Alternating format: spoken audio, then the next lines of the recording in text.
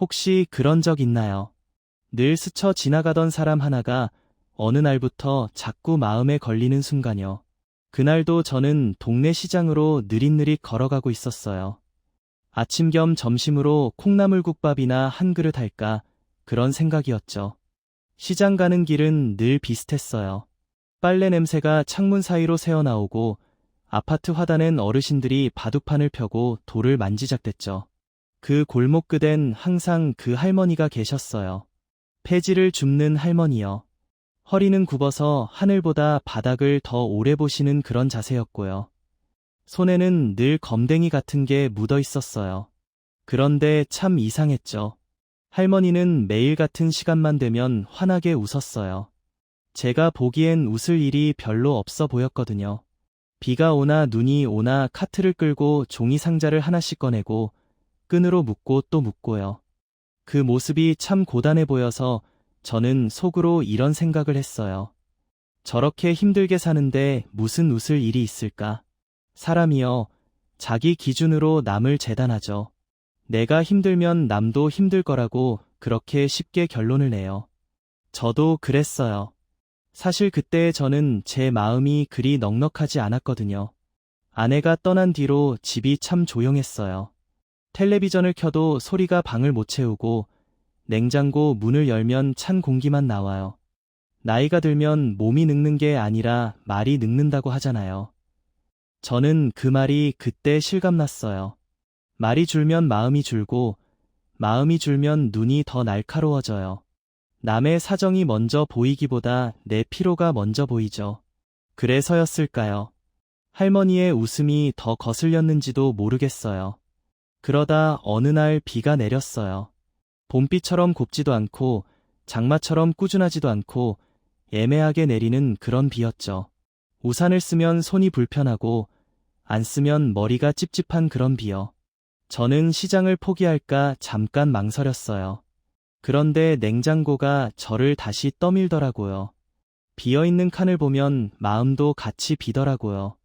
그래서 우산을 들고 골목으로 나갔죠. 그날도 어김없이 그 할머니가 계셨어요. 이상한 건요, 비 오는 날에도 그 시간에 웃고 계시더라는 거예요. 빗물이 카트에 뚝뚝 떨어지고 폐지가 젖으면 무게가 늘어서 더 힘들 텐데도요. 할머니는 젖은 손으로 이마를 한번 훔치고 그 시간만 되면 입꼬리를 올렸어요. 그때 제 마음이 괜히 쓰였어요. 왜 쓰였을까요? 웃음이 힘든 걸 가리려는 가면처럼 보였거든요. 나 괜찮아요. 나 아직 버텨요. 그런 말처럼요. 저는 걸음을 늦췄어요. 시장까지 가는 길이 그날은 유난히 길게 느껴졌죠. 비 오는 날엔 사람이 적어요. 사람이 적으면 평소에 안 보이던 게 더 잘 보여요. 할머니의 신발이 젖어 있는 게 보였고요. 양말이 축축하면 발끝부터 서늘하잖아요. 저는 어쩐지 그냥 지나치면 오늘 하루가 찝찝할 것 같았어요. 그래서 근처 편의점에 들어가 따뜻한 캔커피를 하나 샀어요. 손난로도 살까 하다 날이 애매해서 일단 커피만요. 계산대 앞에서 순간 망설였죠. 내가 이걸 드리면 부담스러워할까? 괜히 오해할까? 우리 나이쯤 되면 친절도 조심스러워요. 괜히 마음이 복잡해질까 봐요. 그래도 나갔어요. 캔커피가 손안에서 따뜻하게 데워지니 제 마음도 조금 풀리는 기분이었거든요. 저는 할머니 곁으로 조심히 다가갔어요. 그리고 낮은 목소리로 말을 건넸죠. 할머니 비 오는데 이거 하나 드세요. 제가 이렇게 말했는데 할머니는 잠깐 저를 보더니 웃음을 더 크게 지으시는 거예요. 그 웃음이요. 애써 웃는 웃음이 아니라 정말 반가운 웃음이었어요. 제가 예상한 그 종류가 아니었죠. 그러고는 손을 내미시지 않고 오히려 제 우산을 한번 쳐다보셨어요. 그리고 이렇게 말씀하셨어요. 비 맞지 마요. 감기 걸리면 약값이 더 들어요. 그 말이 참 현실적이죠. 근데 그게 웃기면서도 따뜻했어요. 저는 순간 웃음이 나왔어요. 그래요, 할머니, 약값이 더 들죠. 그랬더니 할머니가 이제야 커피를 받아주셨어요. 그런데 그 손이요, 정말 거칠더라고요. 손이 거칠면 사람 마음도 거칠 거라고 우린 종종 생각해요. 근데 그날 저는 완전히 틀렸어요. 할머니 손은 거칠어도 말은 부드러웠고 눈은 더 부드러웠어요. 저는 괜히 쓸데없는 말을 늘어놨죠. 할머니는 매일 이 시간에 웃으세요. 할머니가 잠깐 하늘을 봤어요. 비가 우산 끝에서 줄을 타고 떨어지는데 그걸 보며 말씀하시더라고요. 이 시간이 좋아서 그래요. 좋아서요. 저는 속으로 되물었어요. 폐지 줍는 게 좋다는 뜻인가? 그건 아닐 텐데. 그러자 할머니가 마치 제 생각을 읽은 것처럼 이렇게 덧붙였죠. 사람이 지나가요. 그게 좋아요. 사람이 지나가는 게 좋다고요. 저는 그 말이 이해가 잘 안 됐어요. 시장 길은 사람이 늘 지나가죠. 그게 뭐가 그렇게 특별할까요?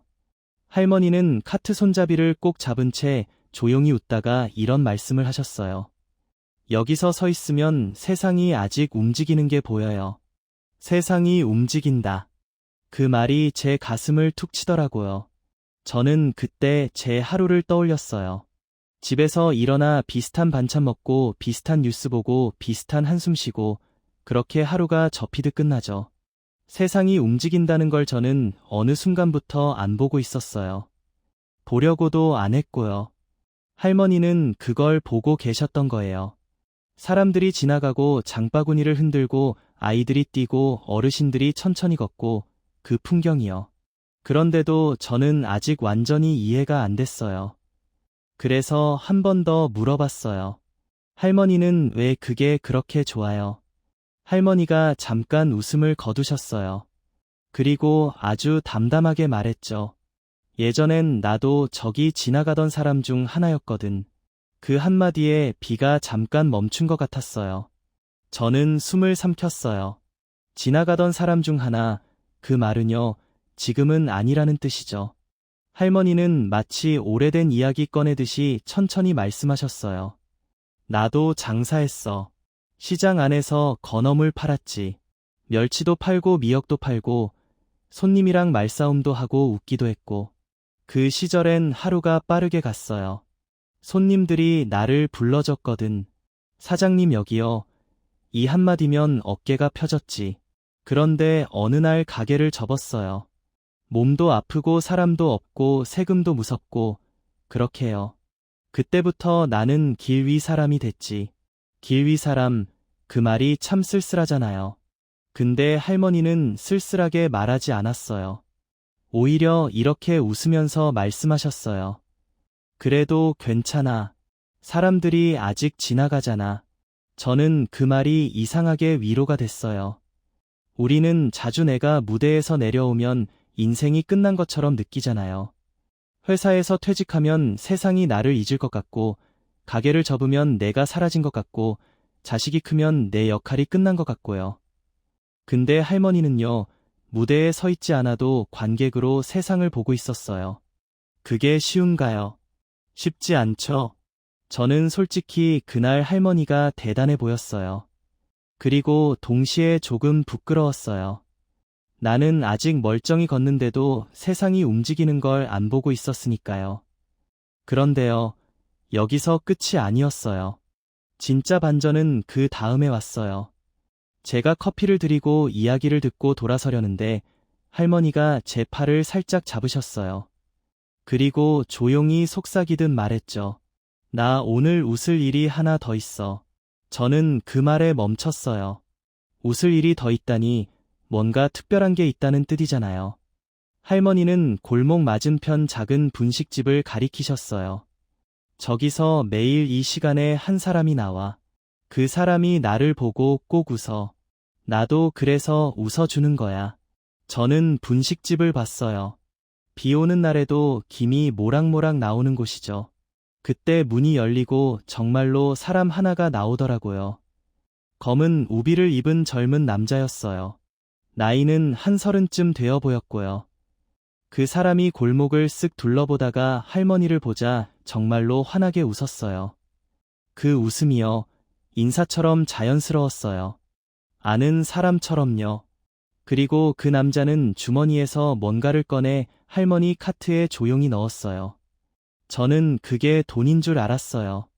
솔직히요, 우리 머릿속에 제일 먼저 떠오르는 게 그거잖아요. 근데 아니었어요. 그건 작은 비닐봉지였고, 봉지 안엔 따뜻한 어묵 국물이 담겨 있었어요.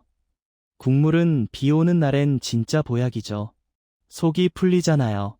남자가 할머니에게 작게 고개 숙이더니 쓱 지나갔어요.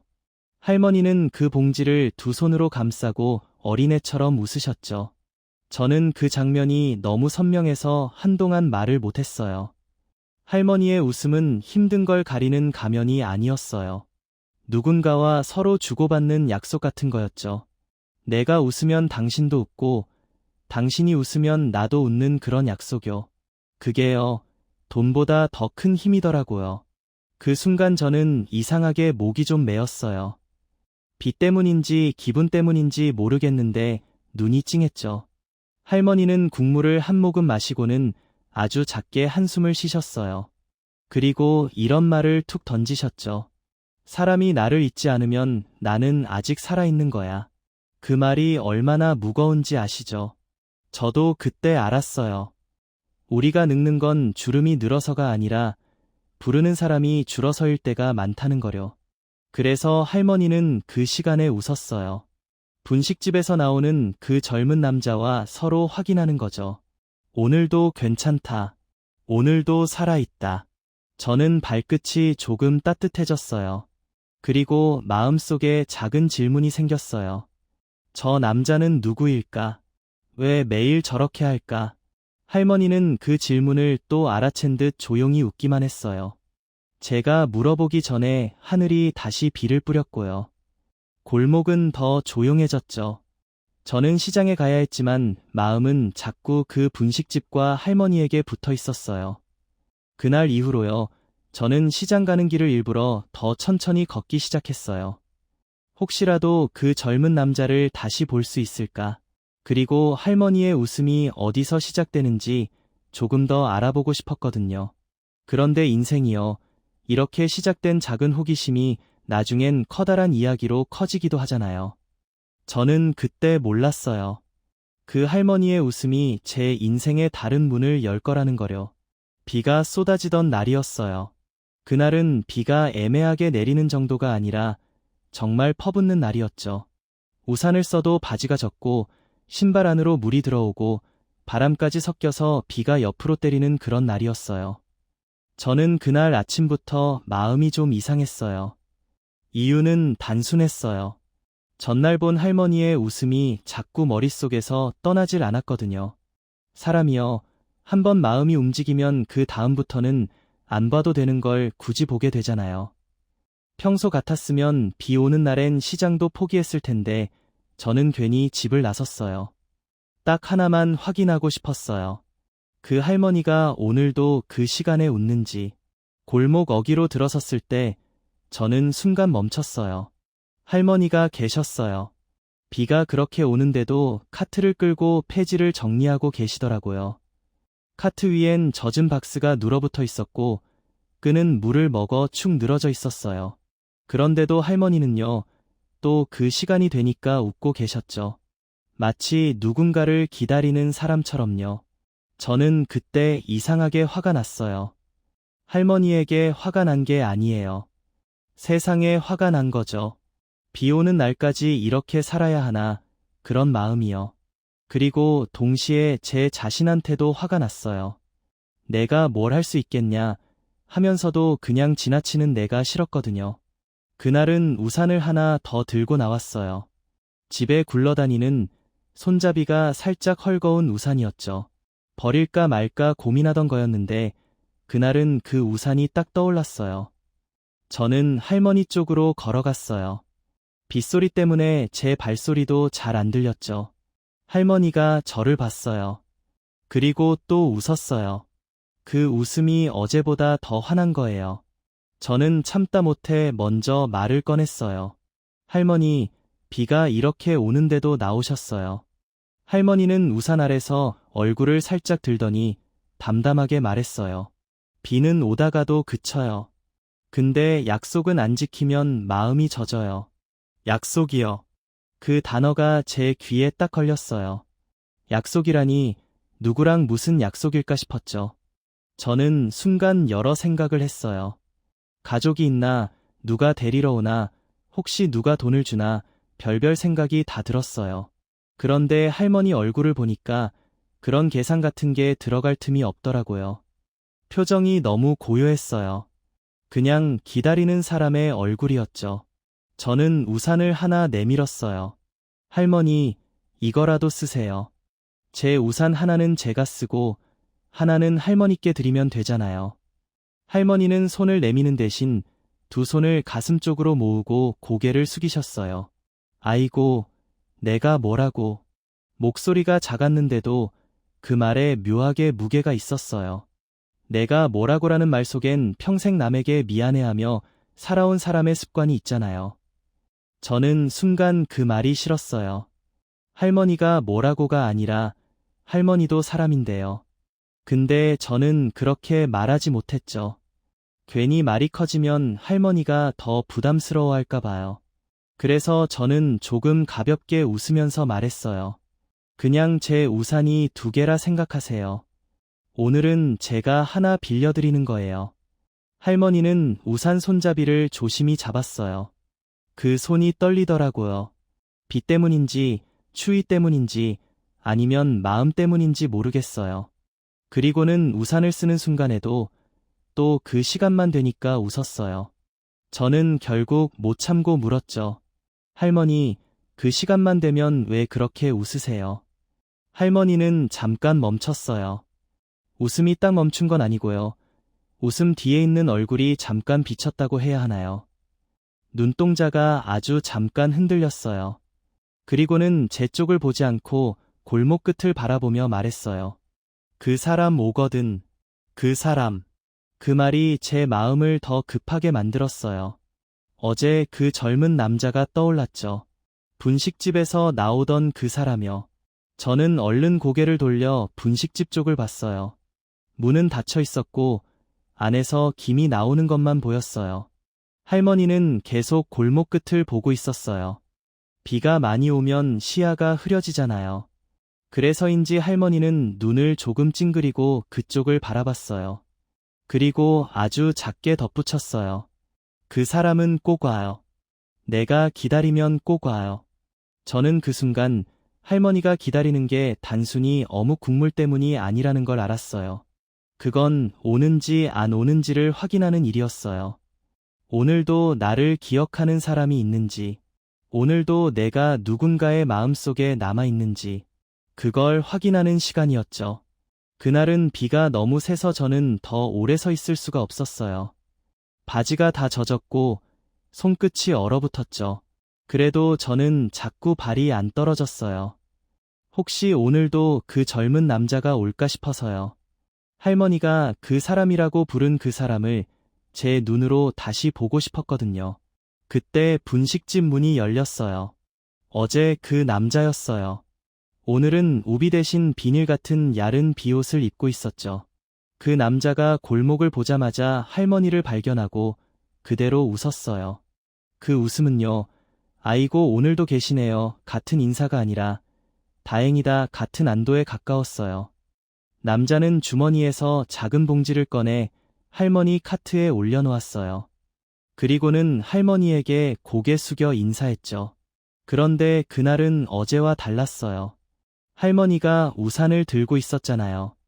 남자가 그걸 보고 잠깐 멈칫하더니 저를 봤어요. 제 얼굴을 보는 순간 남자의 표정이 살짝 굳었어요. 그 굳는 표정이요. 낯선 사람을 경계하는 표정이 아니라 들킨 사람의 표정 같았어요. 저는 그 표정을 보고 더 궁금해졌어요. 왜 저 남자는 들킨 것 같은 표정을 지었을까? 그냥 좋은 일 하는 사람이라면 당당할 텐데요. 그런데 남자는 우산을 한 번, 할머니를 한 번, 저를 한 번 번갈아 보고는 아무 말 없이 자리를 뜨려고 했어요. 그때 할머니가 남자를 불렀어요. 애아, 잠깐. 남자가 돌아봤고 할머니는 제 쪽을 손으로 살짝 가리켰어요. 이 사람은 나한테 우산을 빌려준 사람이야. 남자는 그제야 억지로라도 웃는 얼굴을 만들었어요. 그리고 짧게 고개를 숙였죠. 저는 그 짧은 인사에서 남자가 원래 말이 많은 사람은 아니라는 걸 느꼈어요. 하지만 그보다 더 큰 건요, 그 남자가 관계를 숨기고 있다는 느낌이었어요. 할머니와 어떤 관계인지, 왜 매일 같은 시간에 오는지, 왜 저를 보자 표정이 굳었는지. 그날 저는 시장에 가지 못했어요. 아니, 갈 수가 없었어요. 집에 돌아와서도 마음이 계속 그 골목에 남아 있었거든요. 우산 하나를 건넸을 뿐인데 그날부터 저는 할머니의 웃음이 사연으로 들리기 시작했어요. 그 웃음이요, 단순히 기분 좋은 웃음이 아니라 기다림의 끝에서 나오는 웃음이었으니까요. 그리고 그날 밤 저는 이상한 꿈을 꿨어요. 비에 젖은 골목에서 누군가를 기다리다가 끝내 못 만나고 돌아서는 꿈이었죠. 꿈에서 깼는데도 마음이 축축했어요. 할머니가 말한 그 문장 때문이었어요. 비는 오다가도 그쳐요. 근데 약속은 안 지키면 마음이 젖어요. 저는 다음날 결심했어요. 내일은 그 시간에 다시 가보자고요. 할머니가 기다리는 약속이 뭔지, 그리고 그 젊은 남자가 숨기는 게 뭔지, 적어도 저는 알고 싶었어요. 왜냐하면 이상하게도 그 일이 남의 일이 아니게 느껴졌거든요. 약속이라는 말이요. 참 묘합니다. 가볍게도 쓰고 무겁게도 쓰고 어떤 사람에겐 목숨줄이 되기도 하니까요. 그날 밤 저는 잠이 잘 오지 않았습니다. 비는 그쳤는데 제 머릿속은 계속 쏟아지고 있었어요. 할머니가 했던 말이 자꾸 떠올랐습니다. 약속은 안 지키면 마음이 젖는다고요. 저는 누워서 생각했어요. 그 약속은 누구랑 하는 약속일까? 그 젊은 남자일까? 아니면 어제처럼 또 다른 누군가일까? 사람이 오면 웃고 안 오면 무너질 만큼 중요한 약속이라면 그건 단순한 인사 정도는 아닐 텐데요. 솔직히 나쁜 상상도 했습니다. 세상이 워낙 거칠잖아요. 나이든 분을 이용하는 사람도 있고 선한 척 다가왔다가 빼앗는 사람도 있고요. 저는 그런 이야기를 너무 많이 봤습니다. 뉴스에서 봤고 동네에서 들었고 친구들 입에서도 몇 번이나 나왔어요. 그런데 또 한편으로는요. 그 젊은 남자의 표정이 떠오르면 이상하게 마음이 흔들렸습니다. 저를 보자 굳었던 그 얼굴. 그건 나쁜 사람의 표정이라기보다 조심하는 사람의 표정 같았거든요. 들킨 게 무서운 게 아니라 망가질까 무서운 사람. 그런 표정이었습니다. 그 다음 날부터 저는 일부러 그 시간에 골목을 지나기 시작했습니다. 시장에 갈 일이 없어도 갈 일 있는 척했고 집에 우유가 있어도 없는 척했습니다. 누가 물으면 핑계 하나쯤은 만들 수 있는 나이잖아요. 근데 사실 핑계는 필요 없었어요. 그냥 보고 싶었습니다. 그 약속이 오늘도 지켜지는지, 그 웃음이 오늘도 시작되는지 확인하고 싶었어요. 첫날은 제 자신이 좀 웃겼습니다. 내가 대체 뭐가 그렇게 궁금한가? 젊었을 때는 내 앞가림도 벅차서 남 사정엔 관심도 없던 사람이 이제 와서 왜 이러나 싶었죠. 근데요, 그게 나이인가 봅니다. 젊을 땐 내가 바빠서 남을 못 보고 나이 들면 내가 멈추니까 남이 보이더라고요. 그날도 제가 골목에 들어서자 할머니는 카트를 끌던 손을 멈췄습니다. 제가 왔다는 걸 알아서 멈춘 게 아니었어요. 시간이 되니까 멈춘 거였죠. 마치 할머니 안에 시계가 들어있는 사람처럼요. 할머니는 골목 끝을 가만히 바라봤습니다. 그 눈빛이요, 그냥 보는 눈빛이 아니었습니다. 기다리는 눈빛이었어요. 기다리는 눈빛은 조용한데 바쁘게 보입니다. 마음이 먼저 달려가서 몸은 가만히 있어도 표정이 바뀌니까요. 할머니는 정말 그랬습니다. 입술이 살짝 풀리고 눈가가 부드러워지고 어깨에 힘이 조금 빠졌어요. 그 모습을 보는 순간 제 가슴이 자꾸 건드려졌습니다. 왜냐하면 그 표정이 너무 익숙했거든요. 예전에 아내를 기다릴 때 저도 저랬습니다. 퇴근 시간에 집 앞 버스 정류장에서 아내가 내리는 걸 기다리면 저도 모르게 입꼬리가 올라갔죠. 나는 아무것도 안 했는데 그 사람만 오면 하루가 괜찮아졌습니다. 내가 사람답게 서 있는 느낌이 들었고요.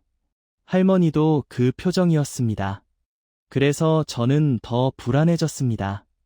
저 표정이 거짓이면 그건 정말 잔인한 거잖아요. 하지만 저 표정이 진짜라면 그 약속은 더 무거운 거고요. 그날도 분식집 쪽에서 사람이 나왔습니다. 어제 그 젊은 남자가 아니라 이번엔 젊은 여자가 나왔어요. 30도 안 돼 보이는 짧은 머리 여자였고 손에는 봉지가 들려 있었습니다. 여자는 골목을 한번 훑더니 할머니를 발견하자마자 얼굴이 환해졌습니다. 할머니도 딱 그 순간 웃었어요. 그 웃음은요, 기분 좋아서가 아니라 약속을 지켜서였어요. 나는 여기 있어요.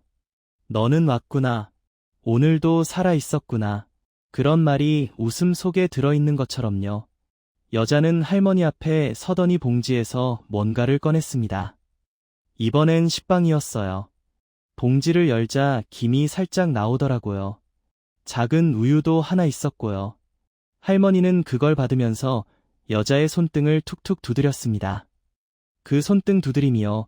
잔소리 같기도 하고 애정 같기도 하고 고맙다는 말 같기도 하고 참 묘했습니다. 여자는 할머니에게 뭐라고 말했는데 저는 처음엔 잘 안 들렸어요. 그래서 저도 모르게 조금 가까이 다가갔습니다. 너무 티나지 않게 편의점 앞에서 서성이는 척했죠. 그랬더니 귀에 들어오는 말이 하나 있었습니다.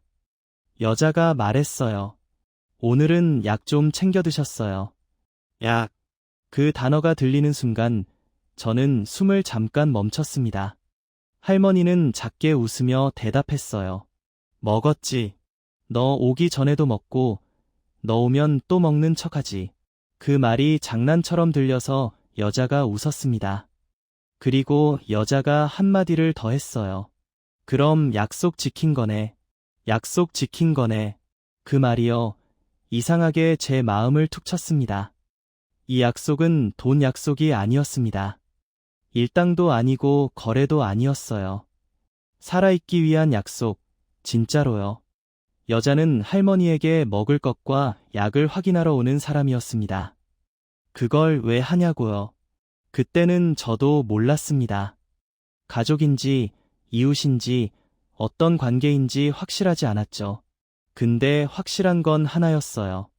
여자는 할머니를 귀찮아하지 않았고 할머니도 여자를 부담스러워하지 않았습니다. 둘 사이에는 오래된 리듬이 있었습니다. 너 오늘 버텼어. 응, 나 오늘 버텼어. 잘했어.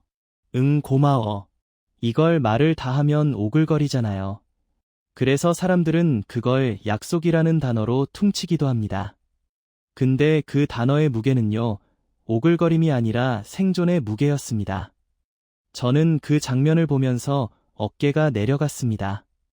이상하게 안심이 되더라고요. 누군가가 할머니를 지켜보고 있구나. 혼자 버티게 놔두진 않는구나. 그런데요, 마음이 놓이는 순간 또 다른 마음이 올라왔습니다. 왜 그냥 데려가서 같이 살면 안 되지? 왜 이렇게 골목에서, 학교 앞에서 사람들 눈을 피해 만나야 하지? 왜 할머니는 여전히 폐지를 끌어야 하지? 그런 질문이 사람을 괴롭힙니다. 세상 일이 한 가지 이유로만 굴러가는 게 아니잖아요. 가족이 있어도 같이 못 사는 사정이 있고, 같이 살고 싶어도 집이 없을 수도 있고, 병이 있으면 공간보다 돌봄이 더 어려울 때도 있고요. 저는 그걸 알면서도 답답했습니다. 그러면서도 할머니가 웃는 걸 보면 또 마음이 놓였습니다. 답답한데 놓여요. 그게 약속의 힘인가 봅니다. 그날 이후로 저는 그 시간에 골목을 지나는 게 습관이 됐습니다. 하루 중 딱 그 시간만큼은 저도 기다리는 사람이 된 느낌이었어요. 기다린다고 뭘 받는 건 아닌데 그 시간에 내가 어딘가에 속해 있는 느낌이 들더라고요. 그리고 이상한 일이 하나 더 생겼습니다. 그 젊은 여자가 저를 한 번씩 슬쩍 보기 시작한 거예요. 처음엔 우연인 줄 알았죠. 근데 둘째 날, 셋째 날, 넷째 날, 눈이 마주치면 여자의 표정이 조금 굳었습니다. 경계하는 눈, 딱 그 눈이었어요. 저는 괜히 뜨끔했습니다. 내가 너무 들여다봤나. 내가 뭘 하려는 것도 아닌데 오해받는 느낌이 들면 사람 마음이 서러워지잖아요. 그래서 하루는 제가 먼저 고개를 숙였습니다. 인사만 살짝요. 그랬더니 여자가 잠깐 망설이다가 아주 작게 고개를 끄덕였습니다. 그 순간 할머니가 저를 보더니 웃으며 말했어요. 당신도 약속 지키러 왔어. 저는 그 말에 괜히 웃었습니다. 저도 약속이라니요. 제가 언제 약속을 했다고요. 근데 이상하게 맞는 말 같았어요. 사람은요, 자기 마음이 움직이면 그게 이미 약속이 되기도 하거든요. 그러다 어느 날 할머니가 갑자기 이렇게 말했습니다. 내일은 여기서 기다리지 않을 거야. 그 말이 아주 아무렇지 않게 툭 나왔는데 제 가슴은 쿵 내려앉았습니다. 왜요? 무슨 일 있어요? 저도 모르게 입이 먼저 튀어나오려 했습니다. 할머니는 웃었어요. 그리고 골목 끝을 보며 아주 조용히 말했습니다. 내일은 약속 장소가 바뀌거든. 약속 장소가 바뀐다. 그 순간 저는 느꼈습니다. 진짜 이야기가 이제부터 시작되겠구나. 약속이 그 골목이 아니라 다른 곳에서 이어진다. 그럼 그 장소는 어디일까? 그리고 왜 하필 지금 바뀔까? 그날 집에 돌아오는 길에 저는 계속 발끝만 보고 걸었습니다. 무슨 일을 예감할 때 사람은 하늘을 못 보잖아요. 바닥만 보게 됩니다. 그리고 마음속에서 이런 소리가 계속 울렸습니다. 약속이라는 말은 가벼운 말이 아니구나. 누군가에게는 살아있으라는 끈이고, 누군가에게는 지켜야 하는 양심이고, 누군가에게는 놓치면 안 되는 마지막 줄이구나. 저는 그 줄 끝에 뭐가 있는지 너무 궁금해졌습니다. 그리고 다음날 그 약속 장소를 따라가며 저는 제 인생에서 한 번도 가본 적 없는 문 앞에 서게 됩니다. 그날은 이상하게 아침부터 마음이 들떠 있었습니다. 들뜬다는 말이 맞는지 모르겠지만 가만히 있어도 안에서 뭔가가 자꾸 일어나는 느낌이었어요. 할머니가 내일은 여기서 기다리지 않을 거야 라고 말했잖아요. 그 한마디가 밤새 제 머리를 붙잡고 놓질 않았습니다. 저는 일부러 시장 가는 시간을 조금 당겼습니다. 원래는 오후에 천천히 나가도 되는 일이었는데 괜히 일찍 나가서 동네를 한 바퀴 돌았습니다. 집에 앉아 있으면 그 시간만 기다릴 것 같았거든요. 사람 마음이 참 우습습니다. 남의 약속인데 내가 먼저 긴장합니다. 내가 당사자도 아닌데 내가 먼저 숨을 고릅니다. 그러면서도 스스로를 달래죠.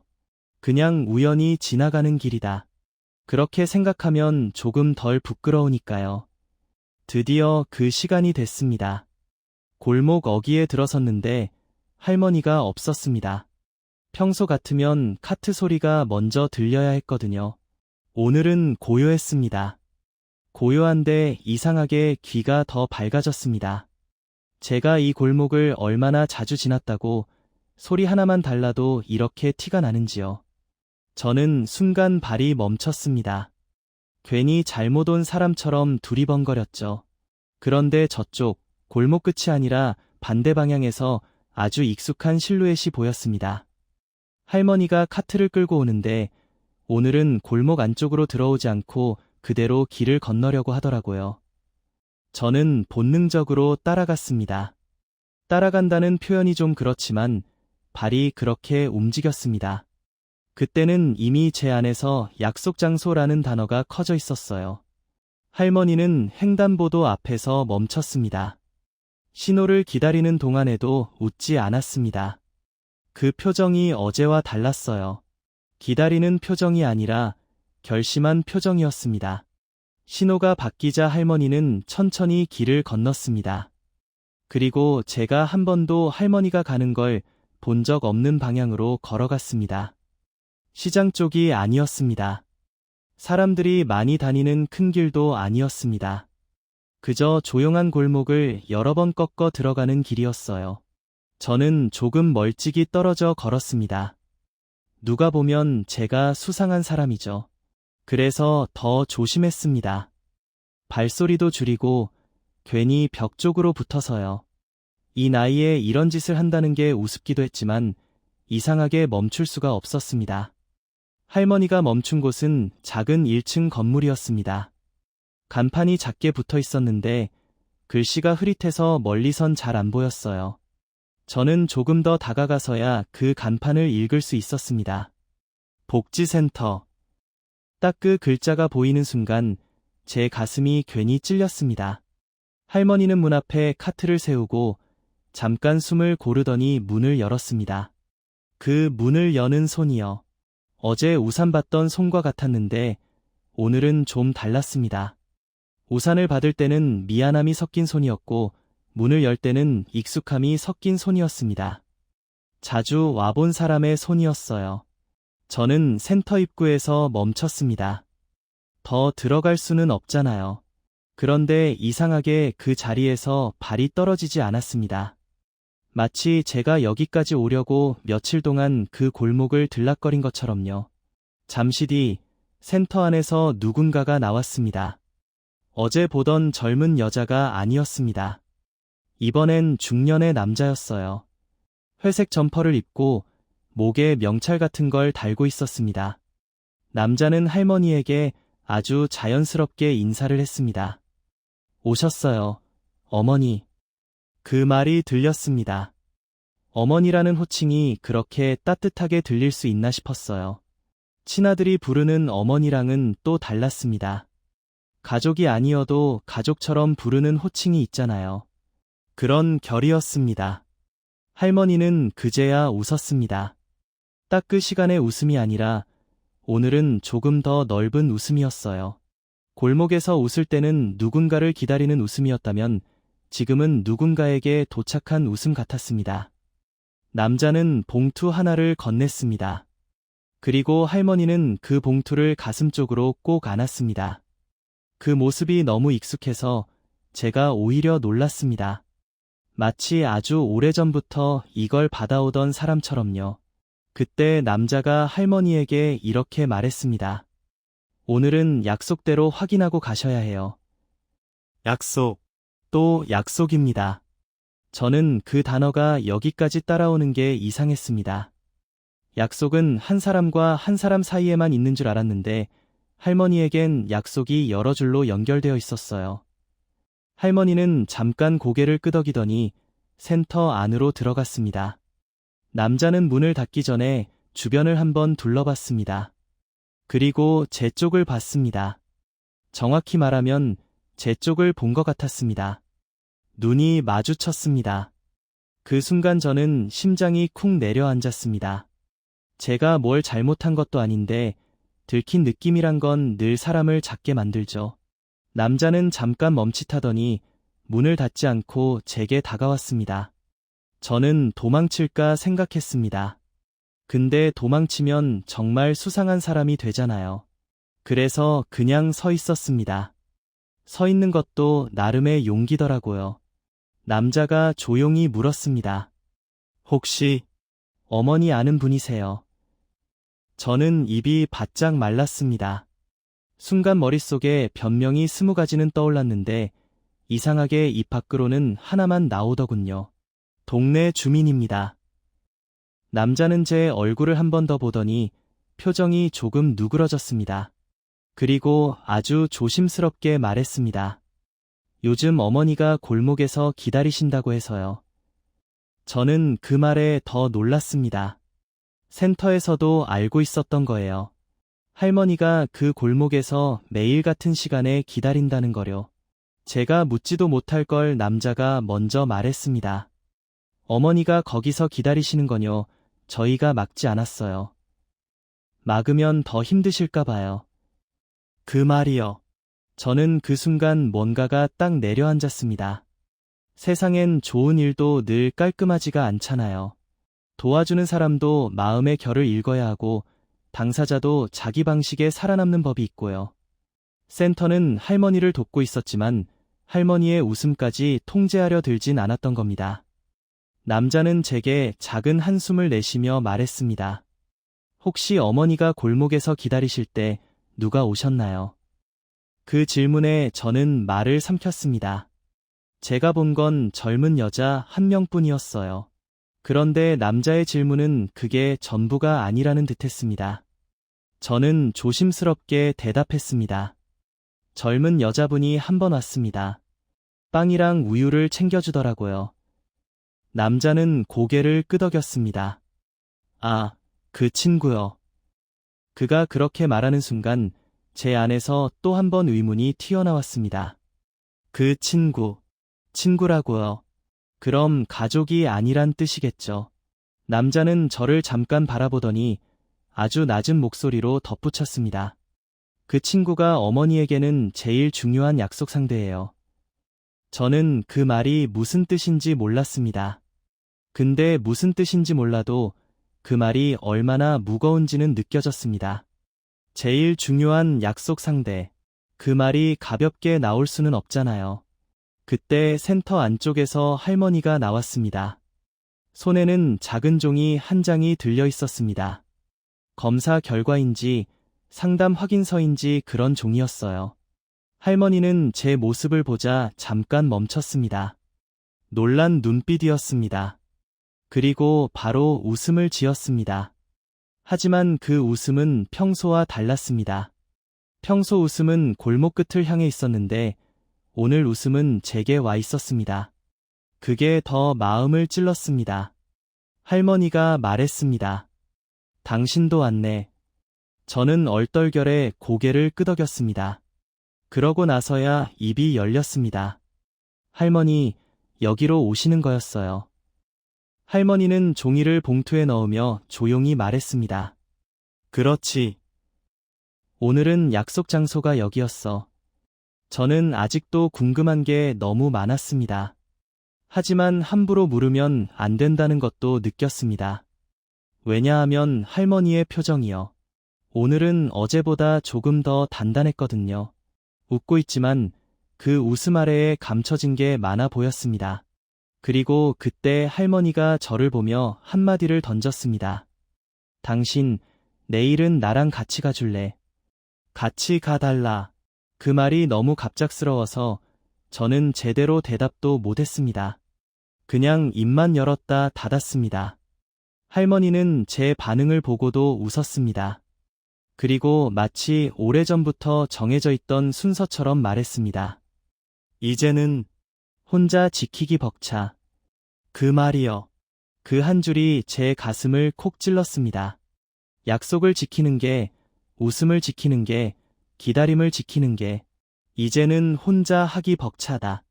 그 말 속에 뭐가 들어있는지 저는 그때부터 진짜로 알기 시작했습니다. 그리고 저는 그 순간 확신했습니다. 내일 할머니가 데려가려는 곳은 복지센터 같은 곳이 아니라는 거요. 할머니가 혼자 지키기 벅찬 약속은 빵과 우유가 아니라는 거요. 무언가를 확인하러 가는 길이 아니라 무언가를 마주하러 가는 길이라는 거요. 그날 집에 돌아와도 마음이 진정이 안 됐습니다. 할머니가 내일 나랑 같이 가 줄래라고 말하던 순간이 계속 떠올랐습니다. 사람이 부탁을 받으면 두 가지 감정이 먼저 오더라고요.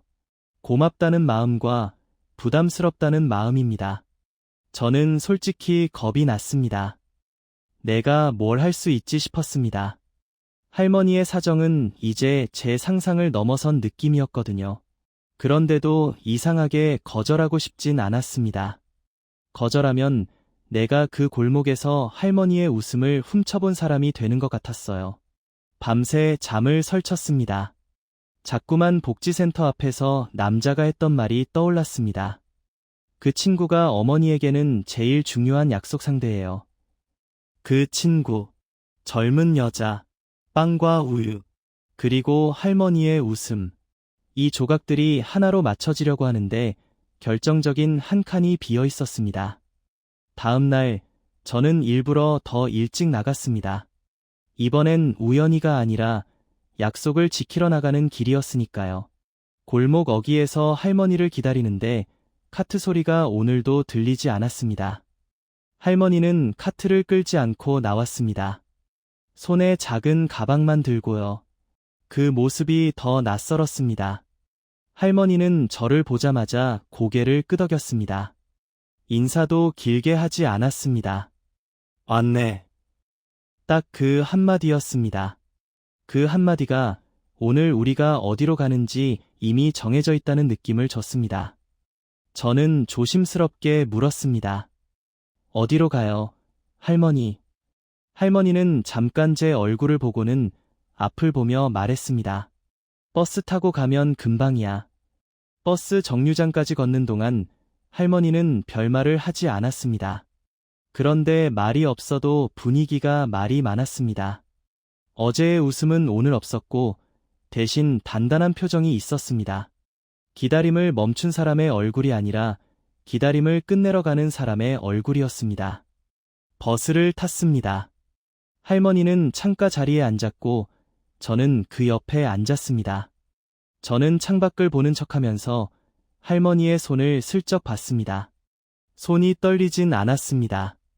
그게 더 놀라웠습니다. 떨려도 이상하지 않을 일을 앞두고 있는데 할머니는 너무 담담했거든요. 버스가 한 정거장, 두 정거장 지나갈 때쯤 할머니가 입을 열었습니다. 너는 내가 왜 그 시간만 되면 웃는지 궁금했지. 저는 숨을 삼켰습니다. 네. 짧게 대답했습니다. 괜히 말을 길게 하면 그 담담한 분위기가 깨질까 봐요. 할머니는 창밖을 보며 말했습니다. 나도 몰랐어. 사람이 기다리면 웃음이 먼저 나오더라. 저는 그 말이 이해가 되면서도 이해가 안 됐습니다. 기다리는 마음이 왜 웃음으로 먼저 나오는지요. 보통 기다림은 불안하고 초조한데요.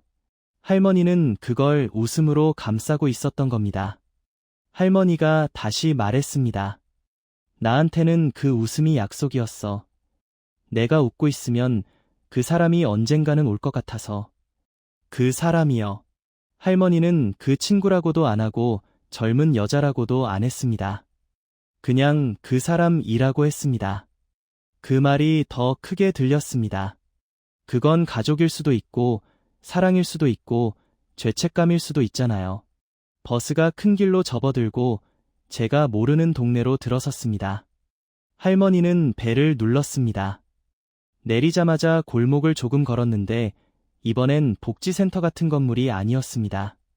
작은 공원 옆, 담장이 낮은 곳이었어요. 입구에 작은 표지판이 있었습니다. 저는 멈춰서서 그 글자를 읽었습니다. 추모공원. 그 순간 제 다리가 약간 풀렸습니다. 왜인지 모르겠는데 그 글자 앞에서는 누구나 조용해집니다. 말이 없어지고 발걸음이 조심스러워지죠. 할머니는 표지판을 보면서도 표정이 크게 변하지 않았습니다. 여기까지 올 만큼 왔다. 그런 얼굴이었습니다. 그리고 저를 보며 짧게 말했습니다. 여기야. 저는 목이 메었습니다. 누구? 보러 오신 거예요. 할머니는 잠깐 망설이는 듯하다가 아주 낮게 말했습니다. 내 남편. 남편. 그 단어가 나오자 지금까지의 조각들이 한 번에 정리되는 느낌이었습니다. 할머니의 웃음은 사랑이었을 수도 있지만 동시에 미안함이었을 수도 있었습니다.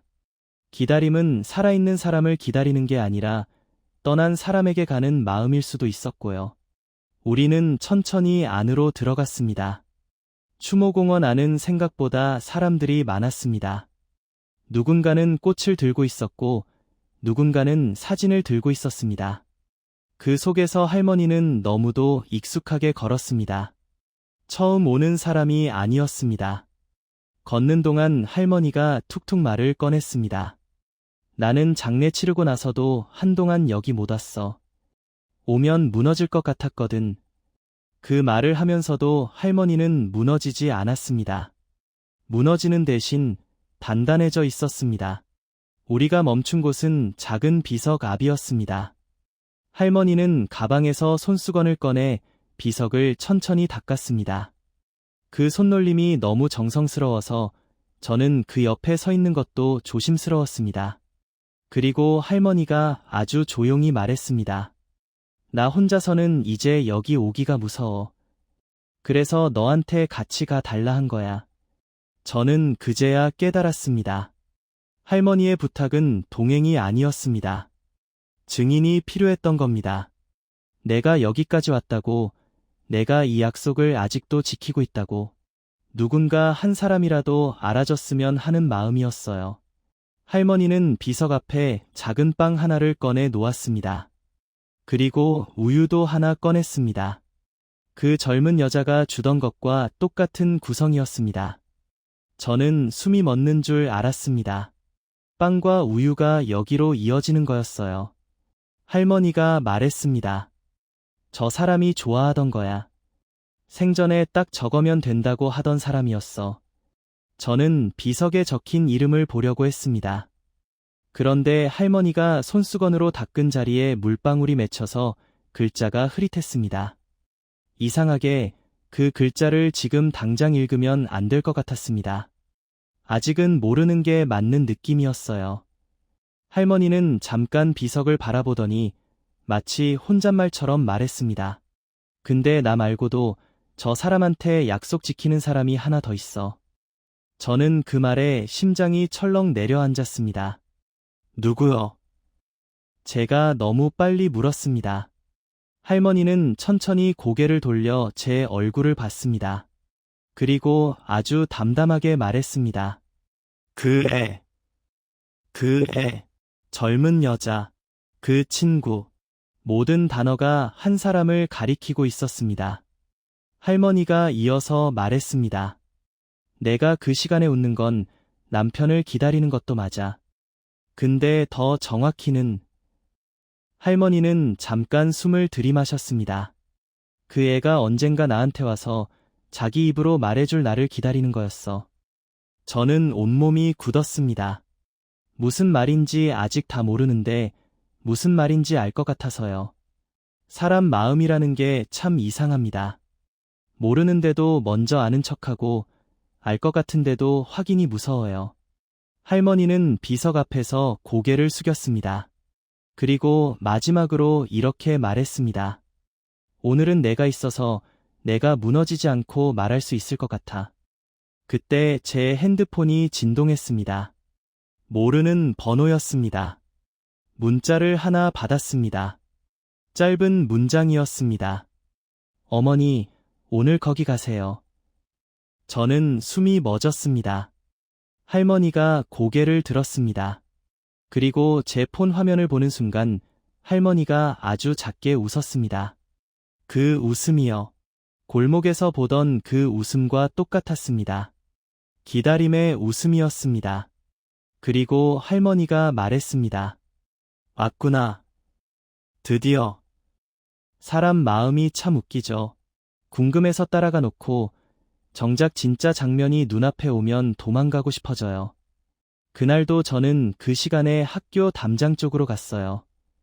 이제는 몰래 따라가기보단 그냥 멀리서 지켜보는 정도였죠. 내가 뭘 할 수 있나 싶었어요. 괜히 끼어들면 더 꼬일 것 같고, 그렇다고 모른 척하면 내 마음이 더 무거워지고요. 그 사이 어딘가에 저를 매달아 두고 그냥 바라보는 거예요. 학교 시간이 다가오자 학교 앞이 다시 소리로 차기 시작했어요. 아이들 목소리, 운동화 소리, 학원차 경적 소리, 엄마들 목소리, 선생님들 안내 소리까지요. 그 소음 속에서 할머니는 그 자리로 조용히 들어왔어요. 폐지 수레를 끌고 담장 옆에 딱 서는 순간 할머니 얼굴이 또 변했죠. 조금 전까지 세상살이 다 겪은 어른 얼굴이었다가 갑자기 기다리는 사람 얼굴이 돼요. 그 표정은 저는 이제 알겠더라고요. 그건 욕심이 아니라 습관이었어요. 매일 숨 쉬듯, 매일 확인하듯 그렇게 서 계신 거였죠. 그리고 아이들이 우르르 나오기 시작했어요. 할머니는 그 사이를 똑바로 보면서 웃었어요. 그때 아이 하나가 잠깐 멈췄어요. 그 아이, 검은 모자 쓴 아이요. 그 아이는 지난번처럼 아주 작게 고개를 꾸벅했어요. 정말 작은 인사였죠. 그 인사 하나에 할머니 입꼬리가 조금 더 올라갔어요. 근데요, 바로 그 순간에 이상한 기운이 학교 앞을 훑고 지나갔어요.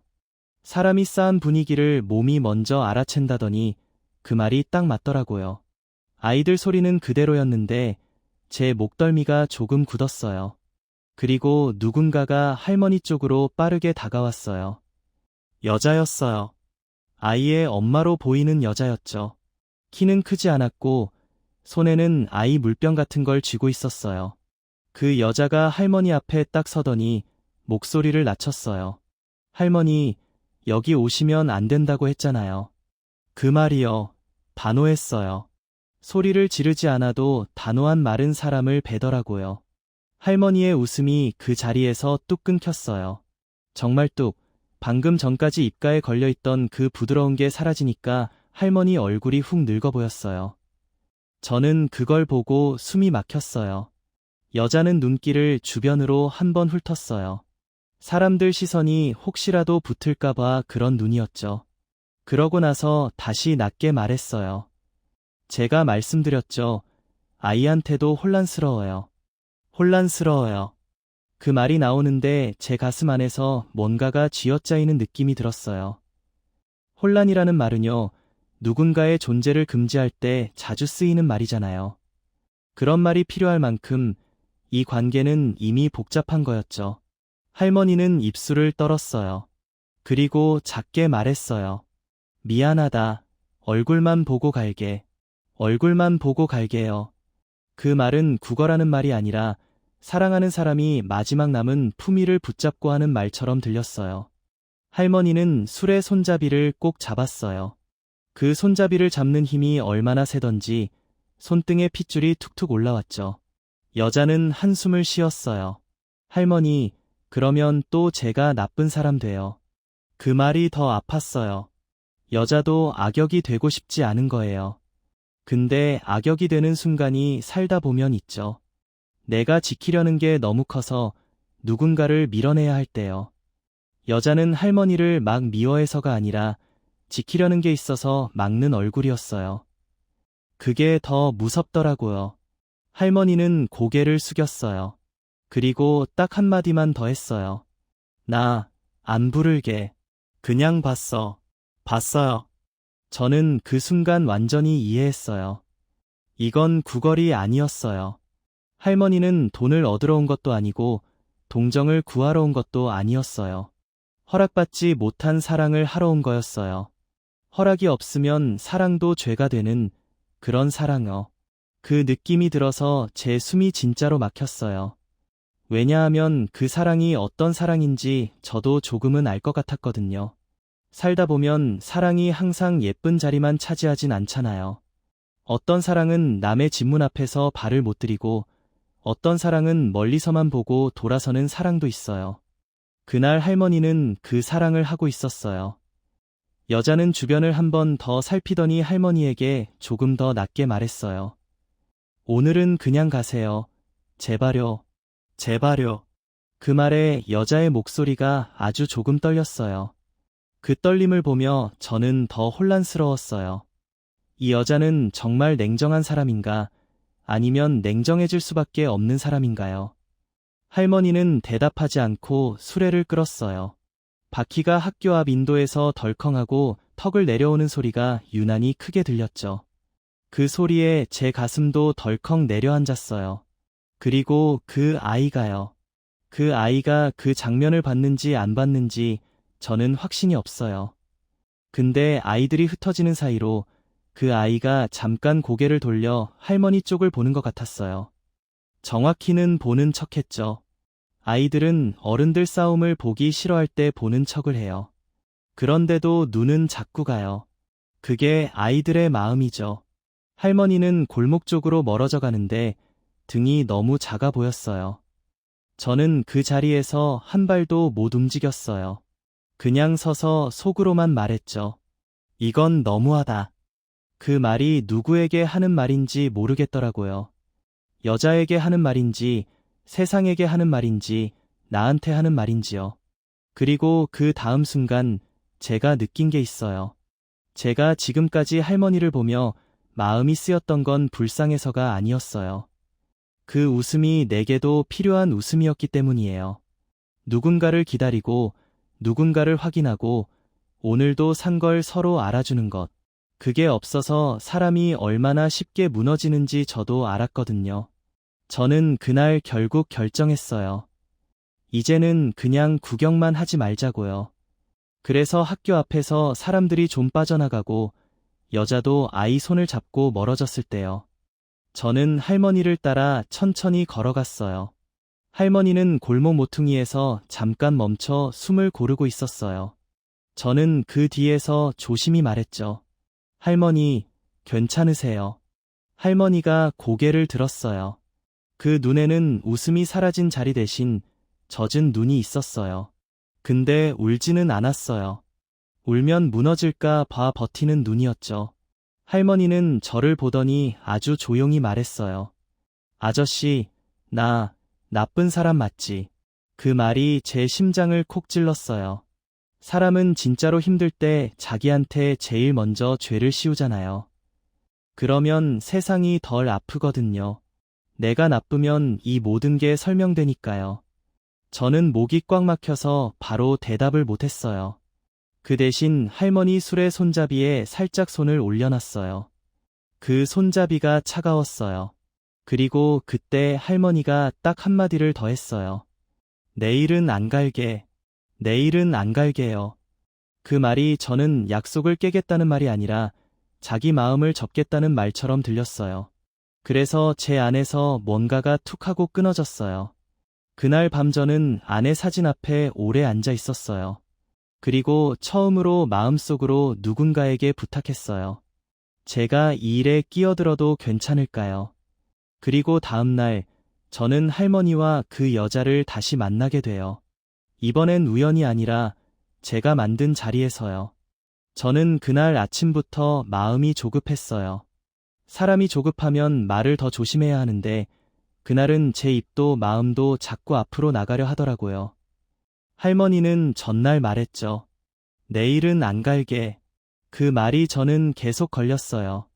안 간다는 말은 포기라는 말하고 붙어 있잖아요. 그리고 나이가 들면 포기라는 건요. 한번 시작되면 생각보다 빨리 번져요.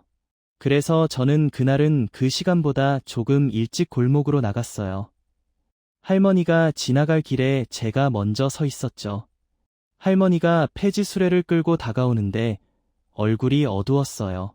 웃음이 없는 얼굴이 얼마나 낯선지 저는 그걸 보고 가슴이 더 쿵 내려앉았어요. 저는 가로막듯 서지 않고 그냥 옆으로 한 발 다가가 조심히 말했죠. 할머니, 저 어제 그거 봤어요. 할머니 걸음이 잠깐 멈췄어요. 수레바퀴도 딱 멈추고 골목이 순간 조용해졌죠. 할머니는 저를 보지 않고 바닥을 보며 물었어요. 뭐려? 그 한 글자가 참 날카롭더라고요. 저는 숨을 한번 크게 쉬고 말을 이어갔어요. 학교 앞에서요. 그 아이랑 그 여자랑요. 할머니는 그때서야 고개를 들었어요. 눈이 바짝 마른 눈이었죠. 울고 싶은데 울면 다 무너질까 봐 버티는 눈. 할머니는 입술을 꼭 깨물었어요. 그리고 아주 작게 말했죠. 아저씨, 그거는 모르는 척 해줘요. 모르는 척 해달라는 말은요. 부탁이 아니라 마지막 방어예요. 여기까진 들어오지 마요. 여기부터는 내가 감당할 수가 없어요. 그런 뜻이잖아요. 그런데요, 저는 그날 한 발 더 들어가 버렸어요. 할머니, 제가요, 할머니가 나쁜 사람 같아서 그런 게 아니라요. 할머니가 너무 힘들어 보여서요. 이 말이 입 밖으로 나오자 저는 바로 후회했어요. 힘들어 보여서 그 말도 상대에겐 상처가 될 수 있잖아요. 근데 할머니는 한참 저를 보다가 갑자기 웃음을 흘렸어요. 웃음인데 좋아서 웃는 게 아니라 허무해서 웃는 그런 웃음이었죠. 할머니는 수레 손잡이를 천천히 놓고 길가에 잠깐 앉았어요. 그리고 손바닥으로 무릎을 한번 쓸었죠. 그 다음에 한참 말이 없었어요. 저도 말을 못했어요. 골목 끝에서 바람만 지나가고 전봇대에 붙은 전단지가 살짝 흔들렸죠. 그런 침묵은 길면 길수록 사람 마음을 더 깊이 가라앉혀요. 그러다 할머니가 입을 열었어요. 아저씨, 나 젊었을 때 정말로 형편이 없었어요. 그 말이 시작이었어요. 그 말이 나오는데 저는 이상하게 목이 뜨거워졌어요. 형편이 없었다는 말은요. 그냥 돈이 없었다는 말이 아니잖아요. 사람이 기댈 곳이 없었다는 말, 내 편이 없었다는 말, 내가 나를 지킬 힘이 없었다는 말, 그런 말이잖아요. 할머니는 천천히 이야기를 꺼냈어요. 젊었을 때 아이가 생겼대요. 갓난아들. 그때 할머니는 시장 안에서 작은 장사를 하고 있었는데 장사가 잘 될 때도 있고 안 될 때도 있었대요. 근데 그때는 안 되는 날이 더 많았대요.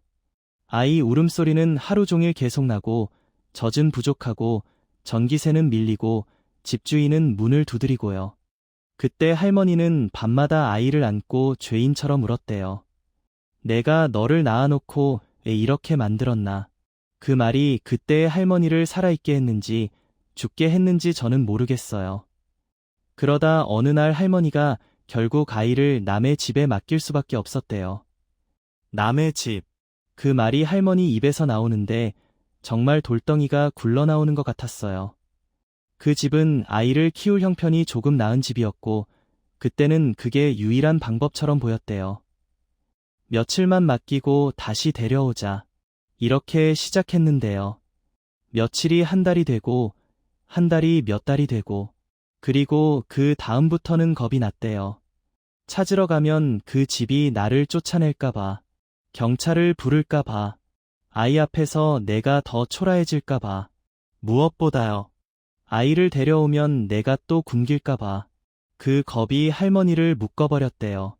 저는 그 얘기를 들으며 손을 꼭 쥐었어요. 사람들이 말하는 자식을 버렸다는 말이 이렇게 생겼구나. 버린 게 아니라 놓칠 수밖에 없었고, 놓치고 나서는 겁이 나서 다가가지 못한 거구나. 그게 버림이라면 버림이겠죠. 근데 그 버림은 악의가 아니라 공포였어요. 할머니는 그 다음 이야기를 더 조심스럽게 이어갔어요. 그 뒤로 몇 년이 흘렀대요. 몇 년이 아니라 몇십 년. 할머니는 살려고 버티면서 살았대요. 시장도 떠나고, 일도 옮기고, 몸도 망가지고, 이리저리 흘러가다 보니 어느 순간 폐지를 줍고 있더래요. 그리고 몇 해 전 정말 우연히 그 아들이 어디서 사는지 알게 됐대요. 정말 우연이요.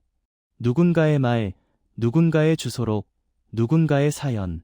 그런 게 꼬리에 꼬리를 물어 기적처럼 닿았대요. 그 아들이 어떤 이름으로 살고 있는지, 어느 동네에 사는지요. 할머니는 그걸 알고도 바로 찾아가지 못했대요. 왜냐면 그때는 이미 늦었다고 생각했거든요. 내가 무슨 얼굴로, 내가 무슨 자격으로, 그 마음이 몸을 못 움직이게 했대요. 근데요, 하나가 더 보이더래요. 손주, 아들의 아이. 그 손주가 어느 초등학교를 다니는지까지 알게 됐대요. 할머니는 그때 몸이 먼저 움직였대요. 아들은 못 만나도 손주는 멀리서라도 보고 싶었다고요. 그게 사람인가 봐요. 미안한 마음이 사라지진 않지만 사랑은 또 생겨요. 할머니는 그 사랑을 들고 학교 담장 앞에 서기 시작한 거예요. 누가 시키지도 않았는데, 누가 허락하지도 않았는데요. 그냥 그 시간만큼은 보고 싶어서요. 그리고요, 그때의 웃음. 그 시간의 웃음은 기쁜 웃음이 아니라 확인하는 웃음이었대요. 살아있구나. 내가 놓친 아이가 어딘가에서 살아있었고, 그 아이의 아이도 저렇게 걸어 나오는구나. 그걸 눈으로 보면 심장이 조금은 살아나는 거죠. 할머니는 제게 이렇게 말했어요. 아저씨, 나는 매일 그 얼굴을 보면 내가 오늘도 살아야 할 이유가 생겨요. 저는 눈을 내리깔았어요. 이야기를 듣고도 제가 무슨 말을 할 수 있겠어요. 위로가 될 말이 너무 쉽게 거짓말이 될 것 같았죠. 그래서 저는 그냥 한마디만 했어요. 할머니, 그럼 그 아이는 할머니를 알아요. 할머니는 고개를 끄덕였어요. 아주 조금요. 알아. 정확히는 엄마가 말해줬겠지요. 저기 저 할머니는 멀리서 보기만 해. 인사는 하지 마. 그렇게요. 그 말을 듣는데 저는 가슴이 더 아팠어요. 아이에게 할머니는 규칙이었고, 금지였고, 조심해야 할 존재였어요. 그런데도 그 아이가 고개를 꾸벅한 거뇨. 규칙 안에서 할 수 있는 최대의 인사였던 거죠. 그래서 그 꾸벅이 그렇게 무거웠던 거예요. 할머니는 마지막으로 한마디를 더 했어요. 내가 바라던 건 용서가 아니에요. 그냥 살아있나 확인만 하면 돼요. 그 말이 저는 세상에서 제일 슬픈 소원처럼 들렸어요. 사람은 원래 더 욕심을 내잖아요. 한 번 보면 한 번 더 보고 싶고, 한 번 손 잡으면 한 번 더 잡고 싶고, 한 번 웃으면 한 번 더 웃고 싶고요. 근데 할머니는 그걸 스스로 접고 딱 여기까지만 허락한 거예요. 그 순간 저는 알았어요. 할머니의 웃음은 가벼운 웃음이 아니었어요. 그 웃음은 죄책감 위에 올려놓은 작은 숨구멍이었어요. 그 숨구멍이 막히면 할머니는 무너질 수도 있겠구나, 그런 생각이 들었어요. 그래서 전날 그 여자의 말이 더 무서웠어요. 여기 오면 안 된다고 했던 그 한마디가 그 숨구멍을 막아버렸으니까요. 저는 조심스럽게 할머니에게 물었어요. 할머니, 그럼 왜 이제는 못 가게 된 거예요? 할머니는 잠깐 눈을 감았다가 말했어요. 엄마가 불안해해요. 혹시 내가 다가가서 아이 마음을 흔들까 봐요. 그것도 이해는 해요. 그 말 속에는 원망이 없더라고요. 그게 더 가슴 아팠어요. 원망이 없다는 건 자기 죄를 끝까지 자기 몫으로 들겠다는 뜻이잖아요. 그런데요, 그때 할머니가 제 손목을 살짝 잡았어요. 그리고 작게 물었어요. 아저씨, 나 한 번만 더 가면 안 될까? 한 번만 더. 그 말에 저는 숨을 멈췄어요. 한 번만 더는 마지막이라는 말이고, 마지막이라는 말은 돌아올 수 없다는 말이죠. 저는 그 자리에서 대답을 못했어요. 근데 마음속에서는 이미 결론이 나버렸어요. 이 약속은 할머니 혼자 지키게 하면 안 되겠다, 하고요. 그리고 그 결론이 다음날 큰 소동으로 이어지게 돼요. 약속 시간에 학교 앞에서 모두가 멈춰서는 날로요. 그날 밤 저는 잠이 안 왔습니다. 할머니가 제 손목을 잡고 했던 말이 계속 귀에 남았어요. 한 번만 더 가면 안 될까? 그 한 번만 더가 왜 그렇게 무겁던지요. 사람이 인생에서 마지막이라고 생각하는 건 꼭 한 번만 더로 시작하잖아요. 저는 결국 결심했습니다. 내가 대신 해결해주겠다. 그런 거창한 마음은 아니었습니다. 다만 할머니가 혼자 무너지게 두면 안 되겠다는 마음이었어요. 다음 날, 저는 그 시간보다 더 일찍 학교 근처로 갔습니다. 멀찍이 서서 주변을 살폈습니다. 할머니가 어디에 서는지, 그 여자가 어디에서 나타나는지요. 할머니는 늘 그렇듯 담장 끝, 가로수 뒤쪽에 섰습니다. 폐지 수레는 오늘은 없었어요. 아마 마음이 너무 불안해서 수레를 끌 힘도 없었던 거겠죠. 할머니는 고개를 숙이고 있다가 아이들이 나오기 시작하자 그제야 고개를 들었습니다. 그리고 그 웃음이 나왔습니다. 어제 들은 이야기 때문에 저는 그 웃음을 더 똑똑히 보게 됐어요. 기쁨이 아니라 살아있음에 대한 확인. 그때였습니다. 저 멀리서 그 여자가 빠른 걸음으로 다가왔습니다. 어제 봤던 그 여자였습니다. 저는 순간 몸이 굳었습니다. 여자는 할머니 앞에 딱 서더니 낮게 말했습니다. 할머니, 제가 분명히 말씀드렸죠. 여기 오지 말라고요. 할머니는 그 말에 고개를 숙였습니다. 죄송해요. 정말 죄송해요. 그 죄송해요가 너무 자주 나온 말처럼 들렸습니다. 평생을 그 말로 버틴 사람의 목소리 같았어요. 여자는 한숨을 길게 내쉬더니 더 단단하게 말했습니다. 아이한테 괜히 마음 생기게 하지 마세요. 애가 요즘 자꾸 묻는다고요. 저 할머니는 누구냐고. 그 말을 듣는 순간 저는 속이 철렁 내려앉았습니다. 아이도 눈치채고 있었던 거예요. 멀리서라도 매일 서 있는 사람을 아이가 모를 수가 없죠. 할머니는 입술을 떨면서 말했습니다. 저는 아무것도 안 할게요. 그냥 보고만 갈게요. 여자는 고개를 저었습니다. 그게 문제예요. 보고만 가는 게요. 여자의 목소리가 커지기 시작했습니다. 주변 사람 몇 명이 고개를 돌렸습니다. 저는 더 이상 가만히 있을 수 없었습니다. 저는 두 사람 사이로 조심스럽게 들어갔습니다. 저기요. 잠깐만요. 여자가 저를 쳐다봤습니다. 누구세요? 저는 최대한 낮게, 최대한 부드럽게 말했습니다. 저는 근처 사는 사람입니다. 그냥 말씀만 조금 들어도 될까요? 여자는 경계하는 눈빛이었습니다. 하지만 사람 많은 데서 소리를 키우기도 부담스러웠겠죠. 여자는 잠깐 숨을 고르고 낮게 말했습니다. 이분이요, 우리 애를 계속 쳐다봐요. 매일 같은 시간에요. 그 말이 사실이라서 더 위험했습니다. 사실은 사실대로 오해를 만들거든요. 저는 천천히 고개를 끄덕였습니다. 맞습니다.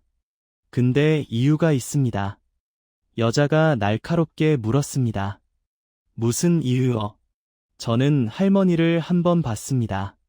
할머니는 눈을 감고 있었습니다. 마치 이 순간을 견디기 위해 스스로를 꾹 눌러 잠그는 것처럼요. 저는 아주 짧게 말했습니다. 이분은 아이의 가족입니다. 여자가 잠깐 멈췄습니다. 그 눈이 흔들렸어요. 무슨 소리예요? 저는 더 길게 설명하지 않았습니다. 길게 설명하면 할머니 이야기를 제가 대신 훔쳐 말하는 게 되니까요. 저는 여자의 눈을 보며 이렇게만 말했습니다. 할머니가 아이를 건드린 적도 없고 다가간 적도 없습니다. 딱 멀리서 보고만 가셨습니다. 그게 왜인지는 어제 제가 들었습니다. 여자는 한참 말이 없었습니다. 그 사이 아이들이 계속 나왔고 사람들 소리도 점점 커졌습니다. 그리고 그때였습니다. 학교 문 근처에서 어떤 남자가 나왔습니다. 키가 크고 걸음이 빠르고 얼굴이 굳어 있었습니다. 여자가 그 남자를 보자 반사적으로 말했습니다. 여보. 그 남자가 할머니를 봤습니다. 그 눈빛이 얼어붙는 걸 저는 봤어요. 분노라기보다 당황과 공포가 한꺼번에 섞인 얼굴이었습니다. 남자는 낮게 말했습니다. 어머니, 또 오셨어요. 그 말이 떨어지는 순간 할머니의 어깨가 크게 흔들렸습니다. 그리고 저는 그때 깨달았습니다. 저 남자가 아들이구나. 할머니는 아무 말도 못했습니다. 입이 움직이는데 소리가 안 나오는 사람처럼 서 있었습니다. 남자는 여자를 한번 보고 다시 할머니를 봤습니다. 그리고 아주 어렵게 말을 꺼냈습니다. 이제 와서요. 그 질문은요. 화가 나서 묻는 질문이 아니라 평생 눌러둔 질문이었습니다. 왜 나를 놔뒀냐고, 왜 나를 찾지 않았냐고, 왜 이제 와서 여기 서 있냐고요. 할머니는 그 질문에 바로 대답하지 못했습니다. 대답하면 변명이 될까 봐요. 변명하면 더 미워질까 봐요. 그 대신 할머니는 아주 조용히 말했습니다. 미안하다. 딱 그 한마디였습니다. 수십 년의 세월이 그 한마디로 내려앉는 걸 저는 봤습니다. 남자는 그 말을 듣고 잠깐 고개를 돌렸습니다. 눈을 한번 감았다가 뜨더니 더 낮게 말했습니다. 여기서 이러지 말고 잠깐만 따라오세요. 여자의 얼굴이 확 변했습니다. 지금요. 여기서요. 남자는 딱 잘라 말했습니다. 애가 볼까 봐도 그렇지. 지금 해결하자. 그 말은요. 여자에게 하는 말 같았지만 사실은 자기 자신에게 하는 말이었습니다. 더 미루면 더 못할 것 같았으니까요. 남자는 할머니에게 조심스럽게 손을 내밀었습니다. 손을 잡으라는 손이 아니라 넘어지지 말라는 손이었어요. 할머니는 한참 망설이다가 그 손을 잡았습니다. 그 순간 할머니가 웃었습니다. 그동안 보던 그 웃음보다 더 조용한 웃음이었습니다. 확인하는 웃음이 아니라 허락받은 웃음 같았어요. 세 사람은 학교 옆 골목으로 천천히 걸어갔습니다. 저는 따라가지 않았습니다. 여기부터는 제가 들어가면 안 된다고 느꼈어요. 하지만 그날 이후로 골목은 조금 달라졌습니다. 며칠 뒤 그 시간에 그 자리를 지나가는데 할머니가 없었습니다. 그 다음 날도 없었습니다. 저는 불안했습니다. 포기했나, 무너졌나. 그러다 일주일쯤 지나서 시장 입구에서 할머니를 봤습니다. 폐지 수레 대신 작은 장바구니를 끌고 있었습니다. 허리는 여전히 굽었지만 얼굴이 조금 달라 보였어요. 할머니가 저를 보자 먼저 인사했습니다. 아저씨, 저는 급하게 다가가 물었습니다. 할머니, 괜찮으세요? 그날 이후로 안 보여서요.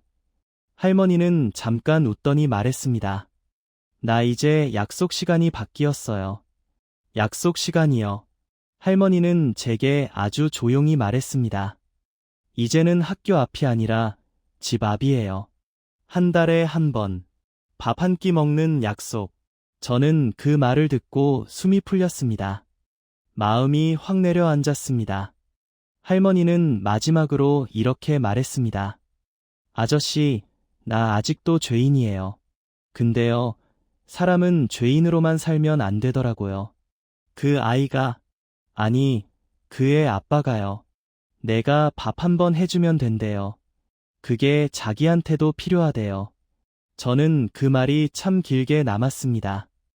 용서라는 건 누가 한 번에 주는 게 아니고, 밥 한 번, 말 한 번, 문 열어주는 한 번으로 조금씩 만들어지는 거구나 싶었어요. 그날 할머니는 장바구니 안에서 귤 2개를 꺼내 제게 하나 건넸습니다. 그리고 말했습니다. 아저씨도 약속 하나 해요. 앞으로는 지나가다 나보면 그냥 인사하고 가요. 괜히 걱정하지 말고요. 저는 그 귤을 받으며 고개를 끄덕였습니다. 네, 할머니, 약속하겠습니다. 그 뒤로 저는 가끔 그 골목을 일부러 지나갑니다. 예전처럼 궁금해서가 아니라 확인하려고요. 할머니가 오늘도 잘 버티고 있는지, 그리고 그 웃음이 이제는 혼자만의 웃음이 아닌지요. 약속은 무겁습니다. 하지만 지켜지는 약속은 사람을 살립니다. 그걸 저는 그 골목에서 배웠습니다.